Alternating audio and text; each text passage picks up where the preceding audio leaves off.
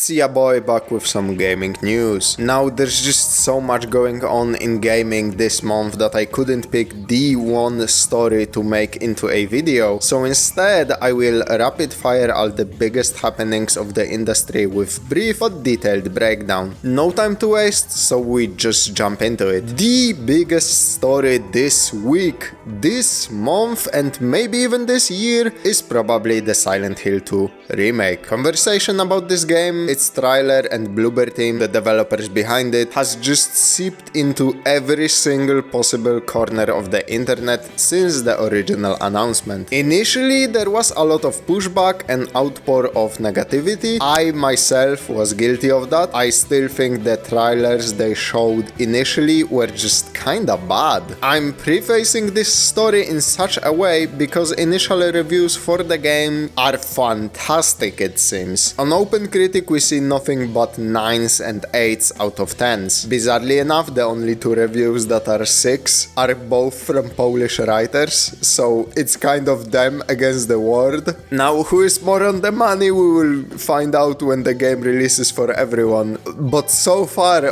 I think it's gonna be tough for them, man, because this is a great goddamn score. OpenCritic even has this handy graph breaking down how the average score measures up to all games ranked on the platform, and as you can see from this screenshot, Silent Hill 2 Remake is currently in the top percentile of the entire website, and that is not something you can brush off lightly. If you go on Steam right now, even before the game came out, the score is at 96%, at overwhelmingly positive. For those of you wondering why there are over 3,300 reviews for the game that did not come out yet, it's because people who purchased the digital deluxe edition of the game got 48 hours early access, and according to the reviews of those people, it's looking great so far. So it might be that Bloober Team indeed beat the allegations, and I'm ready more than ever to eat my words if the game is truly good. Speaking of remakes, 2024 just seems to be the year of the remakes and remake news. No point in spreading negativity drilling on this point, so I'll just jump into the story. Assassin's Creed 4 Black Flag remake is supposedly on the horizon. Insider Gaming received some documents from a party that probably wishes to keep their job, and those documents pretty much spell it out for us. Black Flag remake is set for release in 2025. Now, I have my doubts about this entire story. I'm sure some of you are aware of this, but Ubisoft's word of mouth is worth jack shit at this point. I have been personally waiting for years for goddamn Prince of Persia remake. Announced all the way back in 2020, the information was leaked years prior to this official announcement. We will be probably closing in on 10 years of me hearing that Prince of Persia is getting a remake before we actually get any concrete news on this from the horse's mouth or see any actual gameplay. Splinter Cell remake similarly has been leaked in a job posting from 2022 with again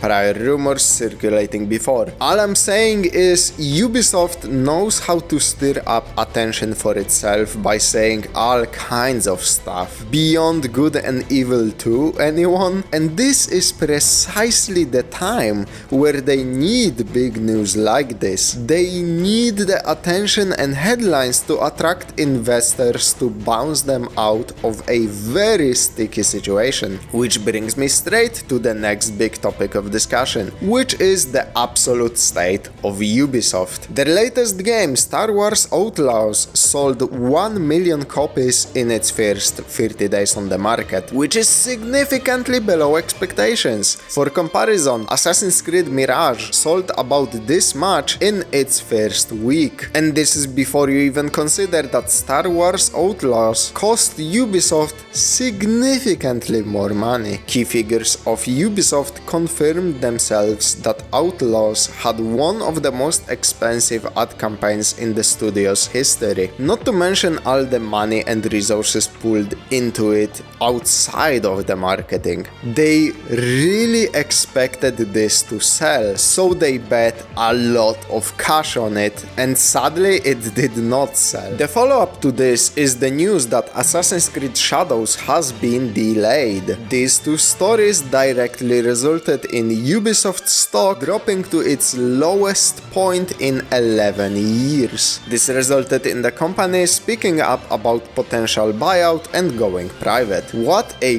goddamn sequence of events! Between this, Skull and Bones, and various other missteps the company took along the way, we really might be looking at serious downfall of one of the biggest companies in gaming in real time. Whether Ubisoft deserves all of this, I'm not going to comment, but there are good people who worked on some solid stuff somewhere between all of those gears, and they will probably inevitably get ground by them, which is a thing that happens all too often in the gaming industry. And that's the real tragedy of all of this, not some stock price dropping. And to cap all of this off, let's move on to some more upbeat news, shall we? Which is just, holy hell, there are a lot of games coming out this month.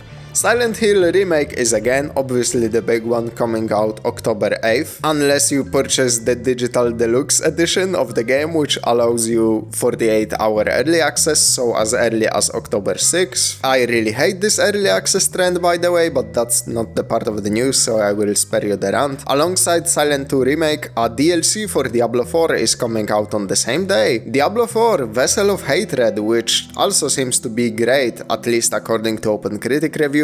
I know a lot of people really liked Diablo 4. It was really popular when it came out in 2023, so the expansion / DLC thing is probably gonna do numbers for Activision Blizzard too. Then yet another kinda hotly anticipated game coming out again on October 8th, Dragon Ball Sparkling Zero. This one is sure to attract a lot of attention too, since it's a very nostalgic game for a lot of people, being a sequel in the Budokai Tenkaichi franchise, which a lot of people, including myself, remember fondly from the PS2 days, when 3 games in the franchise dropped back to back in 2005, 2006 and 2007, and then nothing until 2023 trailer. So yeah, I'm pretty sure after 17 years of absence of the series, there are plenty of gamers who would love to relive some of their childhood nostalgia with this one. For the JRPG enthusiasts out there, Metaphor Refantasio is dropping October 11th. It's literally made by the same director and features the same writer as Persona 3, 4 and 5. And while it's not Persona, like, come on man.